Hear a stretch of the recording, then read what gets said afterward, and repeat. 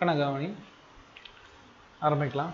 அடுத்தது kinematic equation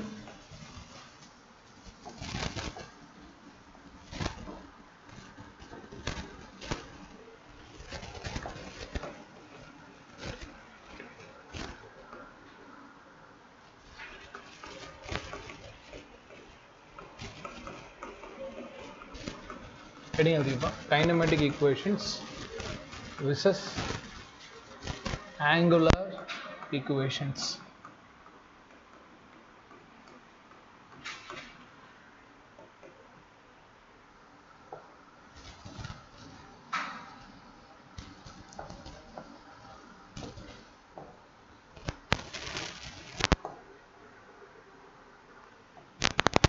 சரி, kinematic equations என்னென்ன? v equal to u plus at சொல்லி கொடுத்தாச்சா? s equal to ut plus சொல்லியா ut plus half at square. Last equation சொல்லு Bharath. v square equal to u square 2 times as. Super, right. இதெல்லாம் already நடத்தியாச்சு, சம்மும் போட்டு பார்த்தாச்சு. இப்போ இதை கன்வெர்ட் பண்ண அவ்வளோதான், வேறு ஒன்றும் கிடையாது. எப்படி கன்வெர்ட் பண்ணாங்க சைடில் சொல்லி தரேன் பாரு. வீனா ஃபைனல் வெலாசிட்டி, அதை வந்து ஃபைனல் ஆங்குலர் வெலாசிட்டியாக கன்வெர்ட் பண்ணலாம். யூனா இனிஷியல் வெலாசிட்டி, அப்போ நம்ம இதை எப்படி கன்வெர்ட் பண்ணலாம்?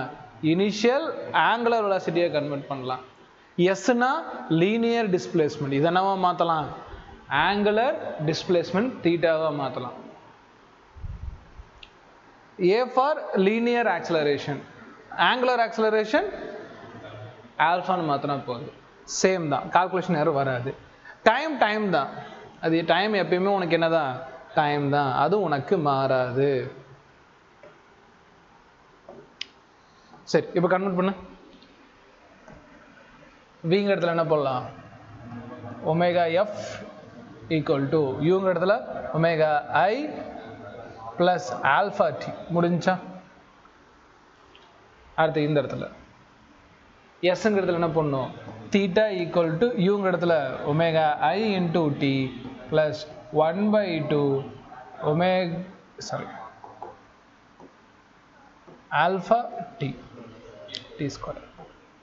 அது இது omega F square equal to சொல்லுப்பா omega I square plus 2 time alpha theta. சரியா?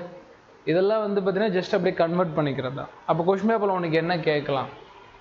Initial angular acceleration, angular acceleration, initial angular velocity கொடுத்துட்டு டைம் கொடுத்துட்டு என்ன கேட்கலாம்? ஃபைனல் ஆங்குலர் வெலாசிட்டி கேட்கலாம்.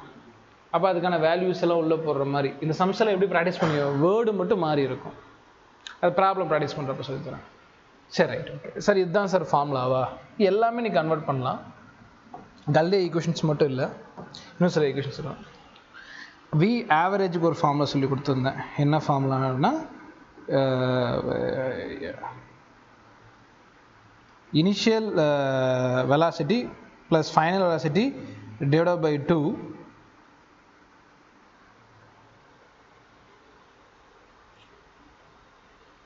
அவ்வளோதான், டிவைடட் பை 2.